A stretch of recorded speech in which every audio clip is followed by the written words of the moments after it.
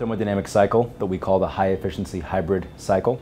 We call it the hybrid cycle because what we're doing is combining features of other existing cycles. We're sort of cherry picking the best parts of all of these cycles. So if you look at a diesel engine, diesels are typically more efficient than gasoline engines in the field. The reason for that is simple, because they have a higher compression ratio. And if you look at the system from a thermodynamic perspective, increasing the compression ratio increases the pressure, and you sort of expand the PV diagram, and you generate more energy conversion with that cycle. The problem with a diesel engine, when you compress the air, you add fuel, it takes a while for that air to be mixed with the fuel for it to burn. While you're burning your fuel, your piston is expanding. So your pressure is dropping while you're trying to build pressure from combustion. This is problematic because in a PV diagram, you're chopping off the whole peak there and robbing the engine of its potential efficiency. What we do, just like a diesel, we compress to a high compression ratio, then we stop and we don't allow the volume to change. We add our fuel, we do our mixing and burning under constant volume conditions. This gives you much higher pressures, a much higher thermal efficiency, and then we continue expanding. And rather than compressing and expanding to the same point, there's a lot of energy left over in the exhaust. If you've ever heard a vehicle that has a leak in the muffler, it's extremely noisy. You're hearing the energy that's left over in the exhaust. What we want to do is continue that expansion process beyond the initial compression process. So when you add those three features together, high compression, constant volume combustion, and overexpansion, it gives you a 75% thermodynamic efficiency, which is really a disruption in efficiency. That's a theoretical limit. The engine will never achieve that theoretical limit, but that theoretical limit is about 30% higher than today's engine's theoretical limits. So that's kind of a new starting point for our technology. Today we have about 20 people in the company. We're managing 2 projects, one for the Army, one for DARPA. So we have these 2 engine programs under development. As we scale, we would add additional engineering teams to handle new projects with new customers.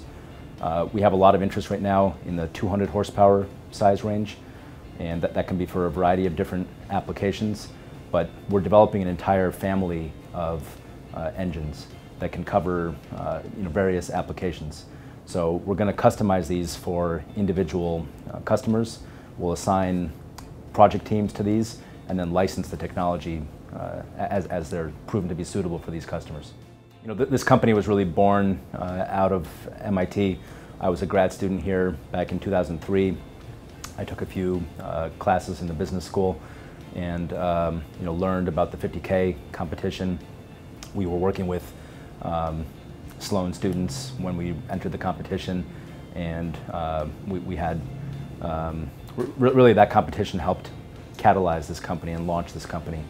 After that, we've been a member of the venture mentoring service at MIT, which has been very helpful for us. And then most recently, we've been inducted into the STEX 25. And working closely with in the STEX program, we've been able to develop relationships with partners that we haven't really been able to connect with before. So that's been very helpful for us. So the company has 45 patents that are either issued or pending internationally. It's a very broad patent portfolio, but also very deep. So we have patents at the highest level on a new thermodynamic cycle.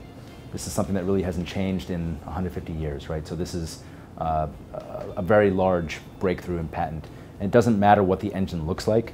If it operates on this new cycle, it would infringe on those patents.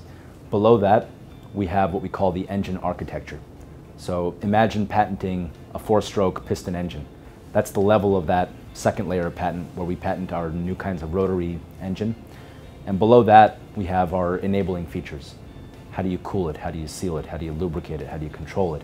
It's all the little things that make it work. That's where most patents live today, and we have a lot of patents there as well. So it's very exciting to have such a thorough patent portfolio. My father is the primary developer of this technology. He's a physicist by background.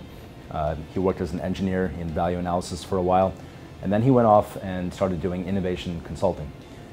He's an expert in a field called TRIZ, which is a Russian acronym. It stands for Theory of Inventive Problem Solving in English.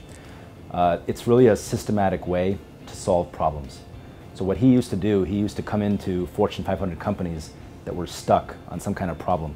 And he would come in from the outside. He wasn't an expert on what they were working on, but by asking the right sets of questions, you could eventually reformulate the problem that somebody's working on.